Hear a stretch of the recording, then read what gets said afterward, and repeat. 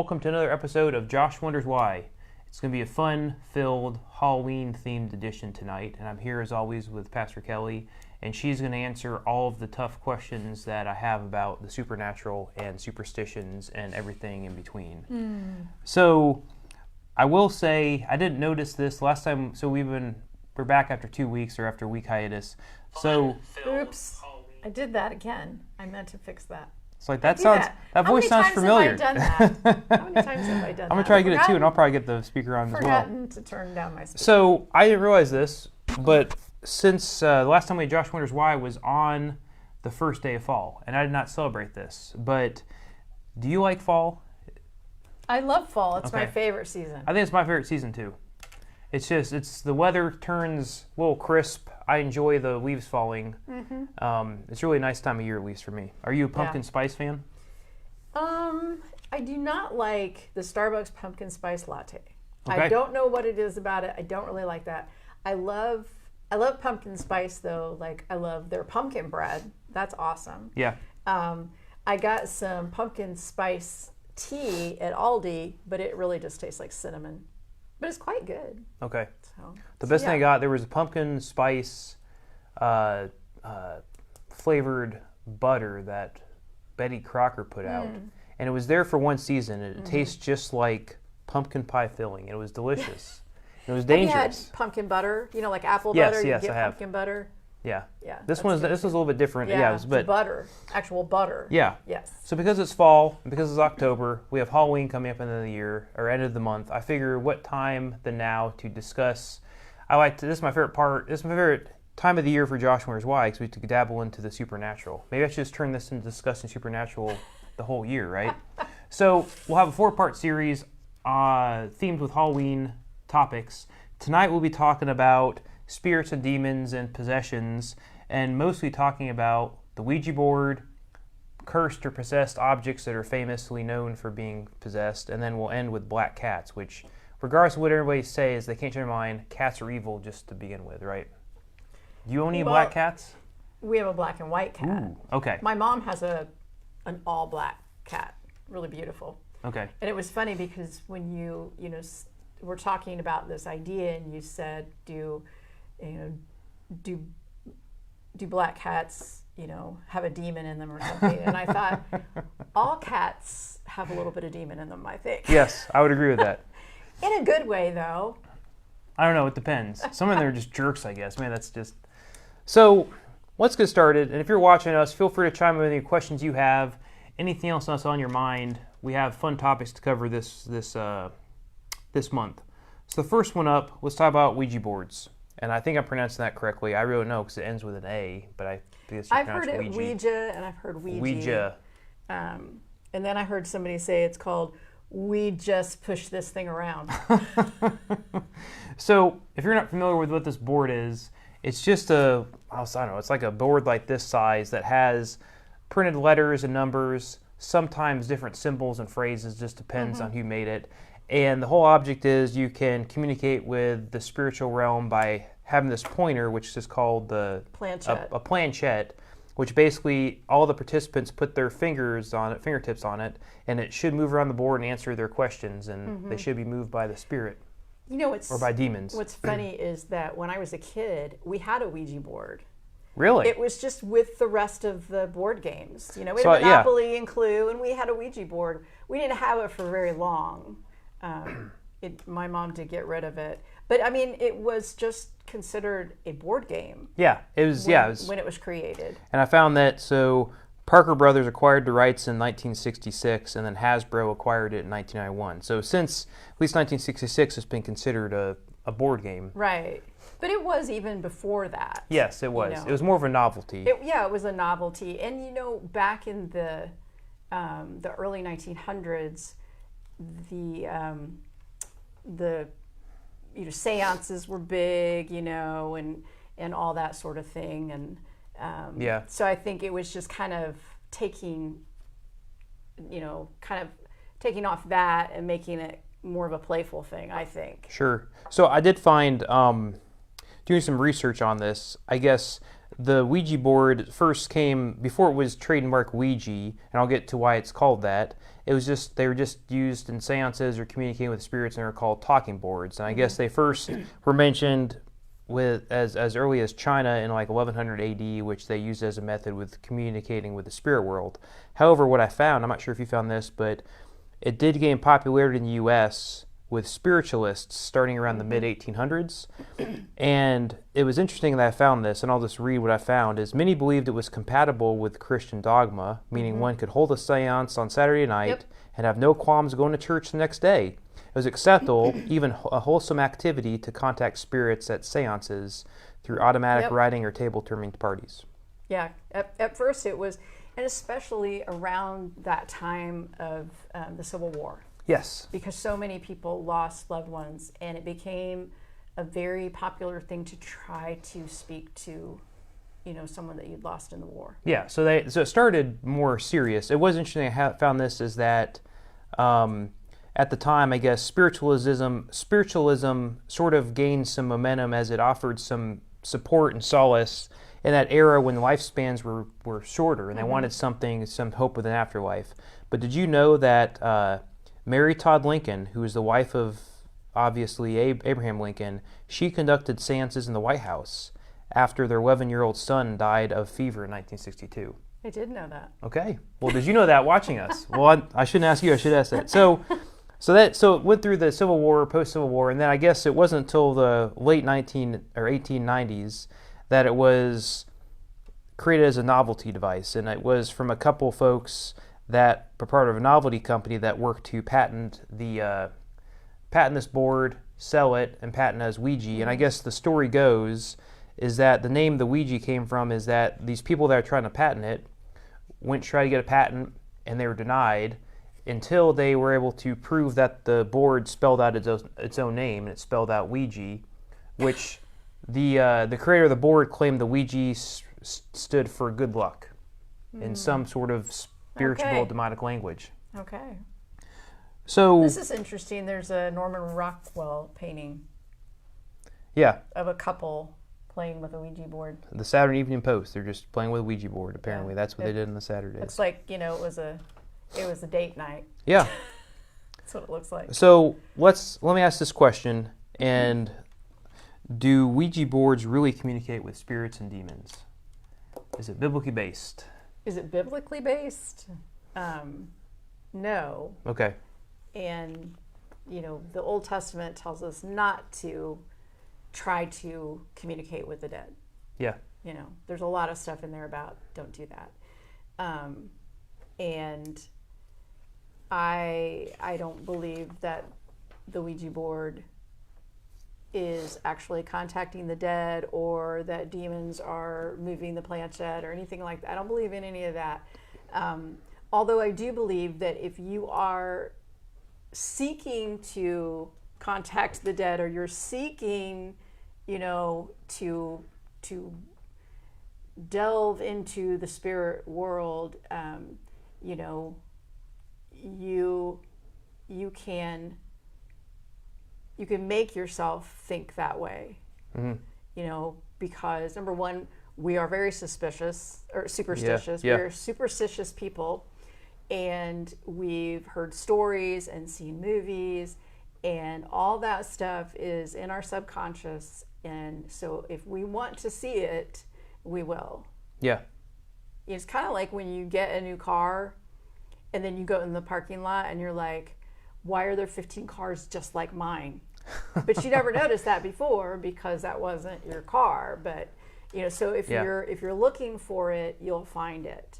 But I don't believe that you are genuinely communicating with the dead. I think it's all in your head. Yeah, and there have been scientific studies that have been conducted just trying to recreate the effects of the Ouija board in the lab, and they found that under the laboratory conditions, the subjects were moving this planchette involuntarily. However, it seemed to be due to, I guess we were talking about this a phenomenon called the ideomotor phenomenon or something, which is an idea that something can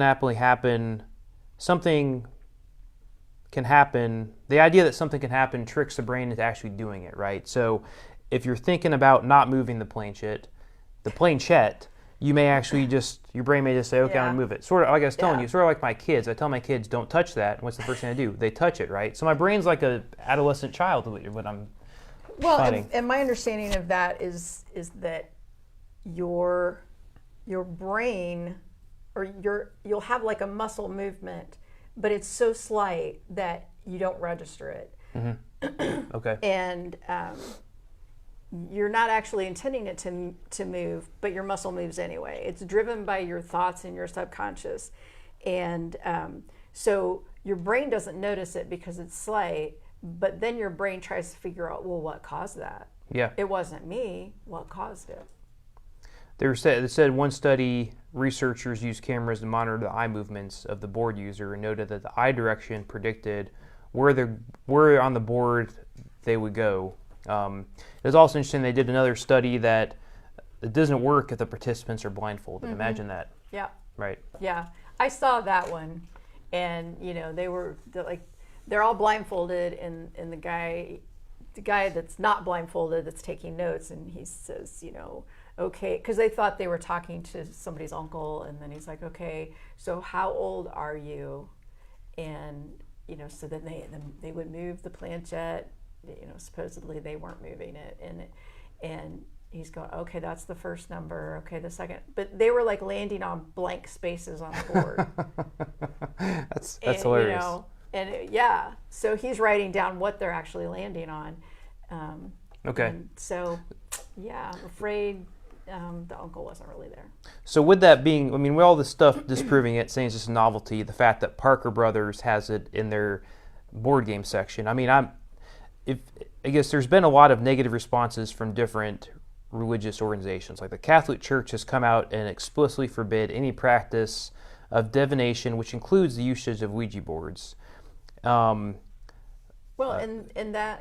that's twofold. One, because Scripture tells you not to mess with that stuff. Yeah. But also, when The Exorcist came out, which it all begins with a Ouija board in the movie, mm-hmm.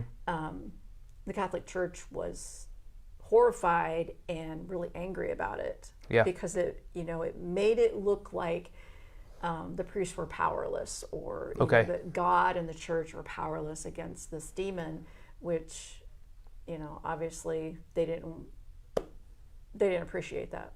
So it even says 2005 Catholic bishops called for boards to be banned and warned congregations that they were talking to demons when using a Ouija board.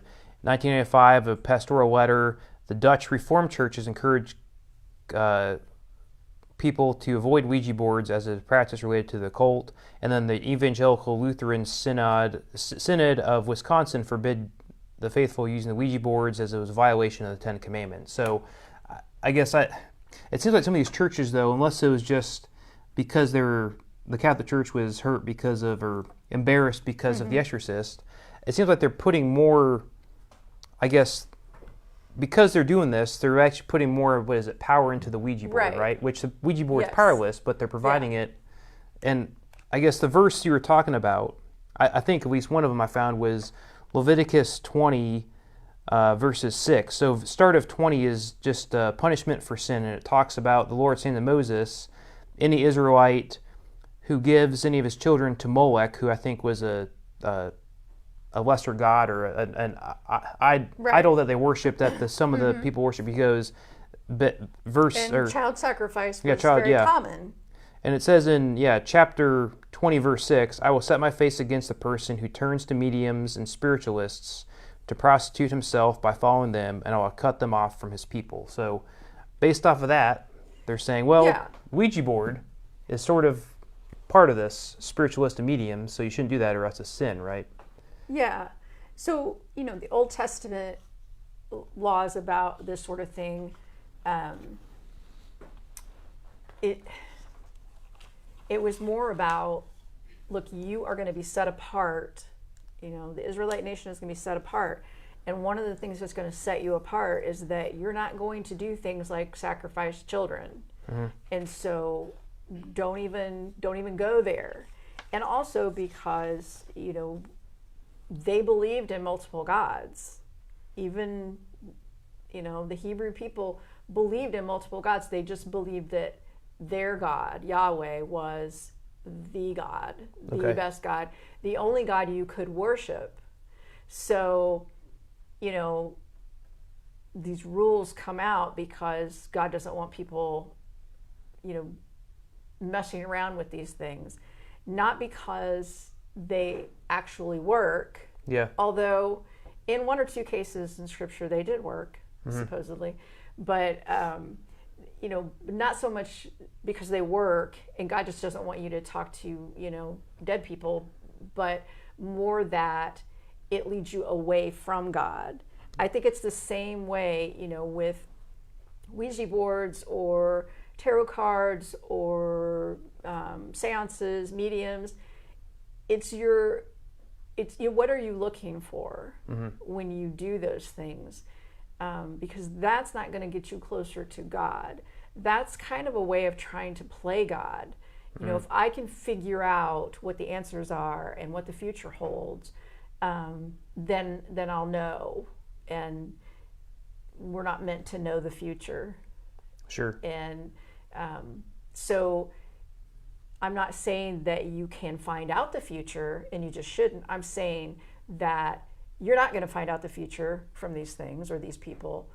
And trying to is going to, it's just going to bring you farther away from God. You know, sure. So I mean, that's the point danger, is- not just yeah. not the fact that you're going to communicate with the demons and Yeah.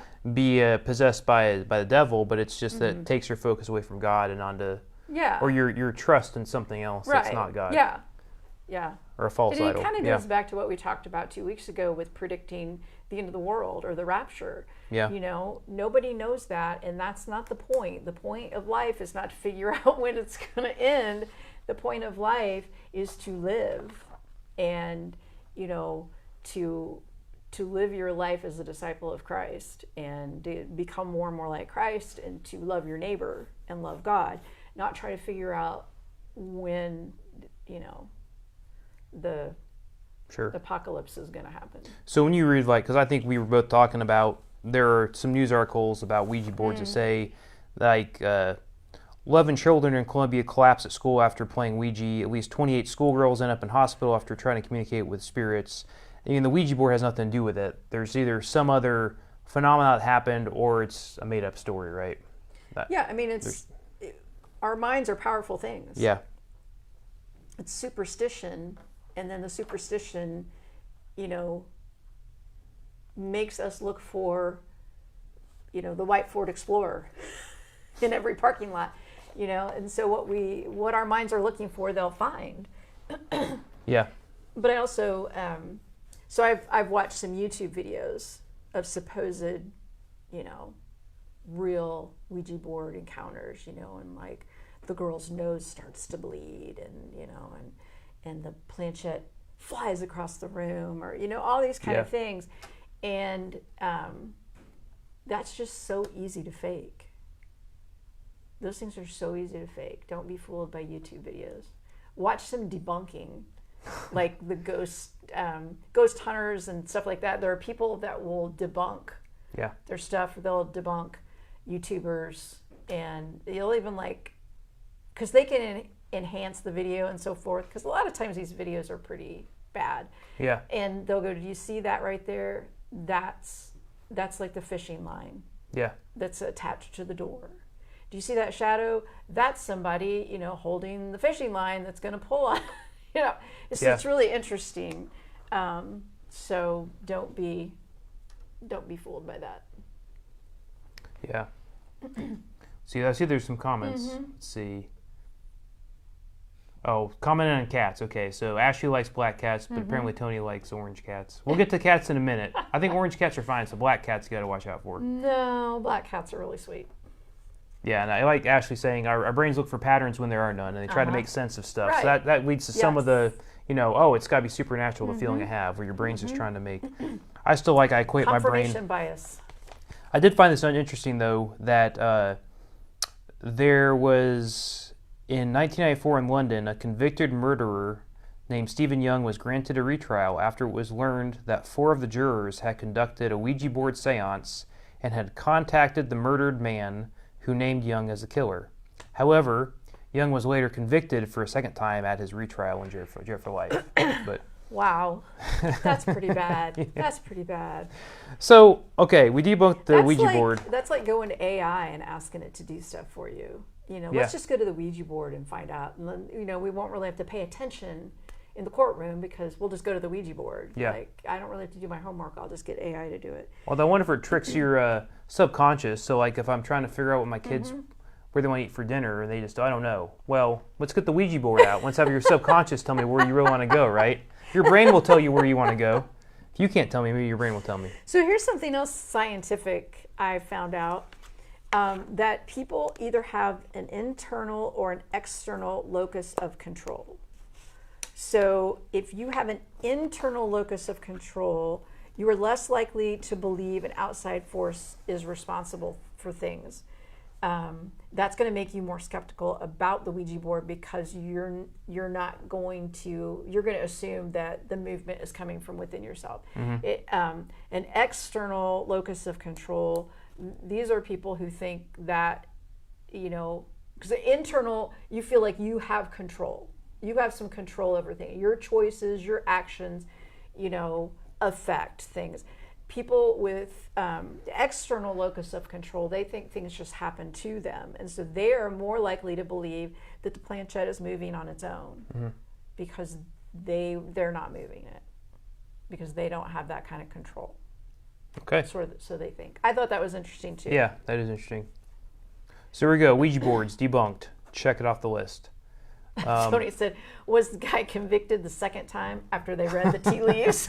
I think it was an 8-ball, like Ashley's saying. They used an 8-ball for that. That's what I was going to say. When did the 8-ball come around? Yeah. Because that's a lot like the Ouija board. It's just less work. It is. I know, you got to shake it, though.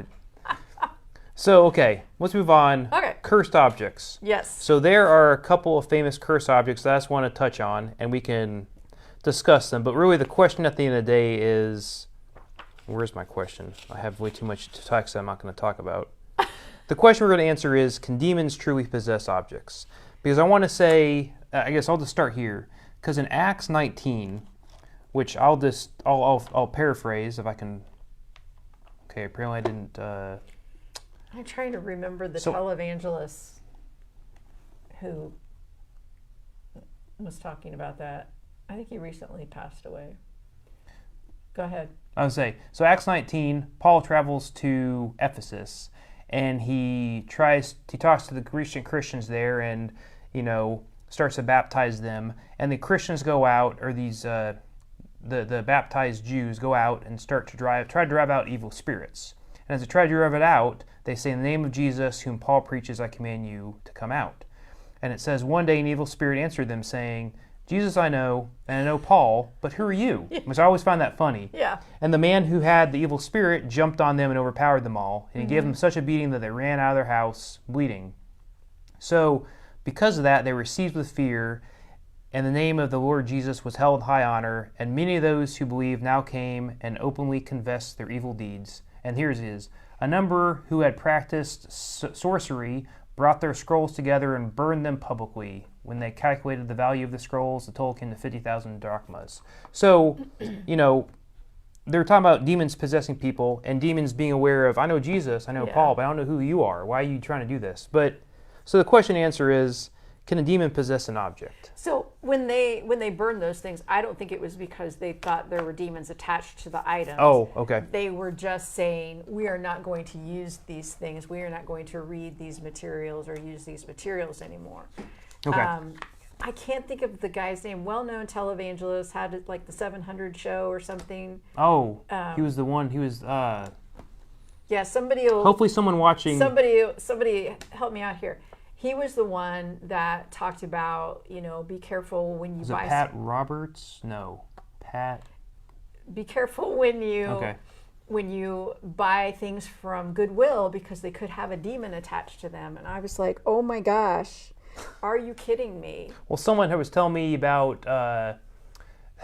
We're getting off topic now, but there's a show I like to watch. It's called. It used to be on. It was on Travel Channel. It was called The Osbournes Want to Believe. I don't know if you've seen that. Yeah. But it's like I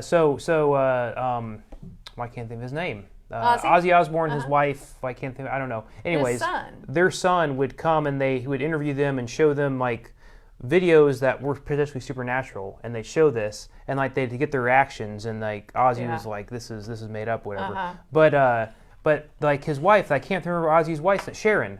She had a superstition that you never buy used jewelry because the person that wore the jewelry, their spirit is somehow in that jewelry. There are stories about that. Yeah. There are old stories about like the Hope Diamond and you know, some pearl necklace choking its victims. You know, there are these stories, and you get that in your head, and you may not even remember where you read it. Yeah. Or that you read it, but then it's in your head, and it's your superstition. So let's talk about some other cursed objects. The first one I think is one of the most well known is there's a doll called Annabelle. The Annabelle doll. And she is a Raggedy Ann doll that was claimed to be haunted, and it was owned by these two paranormal investigators, Ed and Lorraine Warren. Yeah, they got it from somebody else. And Susan just commented, was it Gordon Robertson, the televangelist? No, okay. I don't think that's... It'll come to me. So anyways, according to the Warrens, they were given the doll in the 1970s by a 28-year-old student nurse from Hartford, Connecticut, who claimed the doll could move by itself and exhibited malicious and frightening behavior. The Warrens said a psychic medium had told the student nurse that her doll had been taken over by a spirit of a dead 6-year-old girl named Annabelle. They claimed the doll was demonically possessed and subsequently placed it in a display box in their museum in Monroe, Connecticut. Yeah. So over time, they publicized the claims about Annabelle, and supposedly the doll inflicted psychic slashes and drew blood from victims, caused a priest who insulted the doll to run to his car, run into a tree. So that's Annabelle the doll. Yeah. If it has anything to do with the Warrens, it's fake. They were the biggest grifters. Yeah, they were. They took advantage of people like the Amityville Horror. You know, they were involved in getting that made into a movie. Okay. The Annabelle doll is what the Conjuring movies are based on. Yeah. They profited from all this stuff, but they made it up. Yeah. You know, like they went in and told the family, "Oh yeah, your house is haunted. Oh yeah, this is this is what's happening. Oh yeah, it's demons." It's always demons for them because they could then exorcise the demons, and nobody could ever say, "Well, it was all made up because like I lived in that house and it wasn't haunted." Oh no, that's because we exorcised the demons. Yeah. I mean, they knew how to play the game. Okay, so debunk that one. Next one is there's a box called the Dybbuk box. Dybbuk box. Yes. And I guess I find it funny because it's a Jewish folklore object said to contain a malicious spirit trapped inside a wine cabinet. Because if you're a spirit, what cabinet would you want to be stuck inside of? A wine cabinet, right? So apparently in 2003, a writer and refinishing business owner Kevin Manis purchased the cabinet from a yard sale and began developing a backstory. And he developed this backstory about how it was haunted, and then he wrote that on eBay, and he sold on eBay, and I guess the legend just continued to go. Yeah. It is worth saying in 2021, he told the magazine that the box was entirely fictional, but it still drove some lore, and people probably still claim it's possessed, because if you tell them something, they're going to notice that, and they're going to be extra sensitive. That's because the spirit did it, right? I mean, you can go onto eBay and buy supposedly haunted objects. Just put it in the search line, and get yourself a haunted object. That's how I should make some money. Just haunt objects. So it's haunted. Yeah. So the next one, I guess, is a little bit creepy to me. Like, there's a painting called the English Man painting. Did you see the painting? The painting's a little creepy, I'll be honest. Oh, yeah. I saw it. It's real creepy. So it's called, if you Google it, it's called the English Man. And apparently it's said to be painted with the artist's blood. It's painted by an unknown artist, apparently. And where was I going with that? He inherited it from his grandmother, who told him that the artist created the painting by mixing his own blood with the paint and died by suicide soon after finishing his work. So the painting has been characterized as supposedly haunted or possibly a hoax. We'll never know, right? Is it haunted or Yeah. hoax? Yeah. But if you look at it, it's a really creepy face of an eyeless figure with open mouth that appears to be screaming. Yeah. And Robinson then posted videos of this painting on YouTube that showed like you can hear crying noises. I watched some of that. You did? There was pretty bad videos. Like bad quality or just Bad quality. Okay. And then like there's one where he says the door shut by itself. Well, it's funny because he sets this painting up, but the camera's not quite focused on the painting. It's focused on the door, so you can see that it closes. Although I could barely see because the quality is so bad. So I don't know. Yeah, I'm not buying it. Okay. And the last one I want to chat about, another doll, is another one that's actually the one I've seen some documentaries on, or part of documentaries. Yeah. It's Robert the Doll. So it's an early 1900s toy that is said to be cursed or possessed, and disrespecting it causes harm. So I'm not going to go through the backstory, but where is it? So people claim that if you're rude to it, it will curse you, and because it's bad in a things will happen to you. museum, Yeah, like in Florida, I think. yeah, in Florida, yes. And it's in this glass case. Yeah. And people, like, if you want to take a picture, you're supposed to ask the doll for permission. And if you don't take a picture, it doesn't turn out right. It doesn't turn out right. And then people that have like heckled the doll then will write back asking for forgiveness because all these horrible things have happened to them. Again, it's superstition. Okay, so we're going through these objects. What's then the question is, can demons possess objects? I don't think so. Now, there's a story in the New Testament of Jesus transferring demons to pigs. Right. So if Jesus can transfer demons to pigs, why can't Jesus transfer demons to a doll or to a box, a wine cabinet, or to a painting, right? Why? Why do that? I don't know. I mean, because the thing with the pigs was that there were all those demons inside of man, and he was delivering the man. He was healing the man. One of the pastor at one of the churches we went to a long time ago, he believed in ghosts and demons, and he felt that the reason ghosts and demons exist is that the devil is trying to trick you into not, I guess, moving your focus away from God and worrying about that stuff. To lose your faith in God and worry about that stuff. Yeah. So they're playing tricks. That's what he explained it, and I always had mixed feelings about if that was true or not. And I've also seen other pastors on YouTube videos who believe that certain things are of the devil, like objects, like Furby, or I can't remember it. This guy, he was like trying to scare parents. Your children's toys, they're all possessed. Look at this, look at that.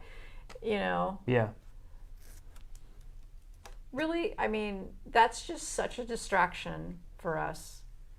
Yeah. To focus on children's toys and children's TV shows like the Smurfs. Yeah. Well, that was demonic. And then, then we have the Teletubbies and, the whole controversy over the purple Teletubby. It's such a distraction. I mean, it takes us away from, like caring about our neighbor who, like needs some help. And I think it goes back to, if someone tells you the doll's possessed, and that doll in that case is possessed, and you're sitting here alone, your mind's going to play tricks on you. And you're going to see, oh, it moved. I see the hair move a little bit. It's got to be possessed, right? So if you're told that, something long enough, it moves. Yeah. In your mind. If no one tells you anything about it, now it depends. I know on vacation this summer, I went to an escape room with one of my daughters and my son, and there were dolls in the room that I didn't realize, and it was a little bit freaky just because they're all looking at you and like, did that move? Did the head move? And yeah. I mean, I'm not saying the dolls aren't creepy, but why are they creepy? Because when I was a kid, I didn't think my dolls were creepy. Yeah. Didn't bother me at all. But, now that I've heard stories and seen, movies and stuff, and then you're like, oh yeah, now it's creepy. So let's end with black cats. Okay. Because cats in general are just evil, so let's explain why they're evil, right? So when I was tracing the background on this, and you can check my claim. So I think the origin comes in ancient Egypt. At the time, cats were considered holy, not evil. So there was a goddess who represented home, fertility, and protection, and she was depicted as a lioness or a domestic cat, often black. Killing a cat was punishable by death, and cats were seen as guardians, right? So originally, black cats are symbol of divine protection. Mm-hmm. But in the 13th century Europe, the Catholic Church started to drive a campaign against paganism, and they said, well, if pagan groups revere cats, we're going to say cats are evil, particularly black ones, right? So because they said are the symbols of mystery and magic. So they associated these practices with sorcery and devil worship, and actually in 1233, Pope Gregory IX issued a papal bull that explicitly linked cats, especially black ones, with satanic rituals. You can't deny it a papal bull. The Pope said... Well, and this is all tied up into witch hunts as well. Yeah, so then witches got associated with cats, and they could turn into cats. It is interesting that I found that in the medieval view of Christianity, when they read through the scripture, lions were symbolized, light-colored lions symbolized Christ, and then dark or stealthy animals represented Satan or defeat. And there was a misinterpretation of 1 Peter 5:8, which described the devil as prowling like a roaring lion. So they often visualize the devil as a predatory cat, which further fueled the suspicion that black cats are the devil, right? And you never want to cross the path of a black cat because you're going to have bad luck, right?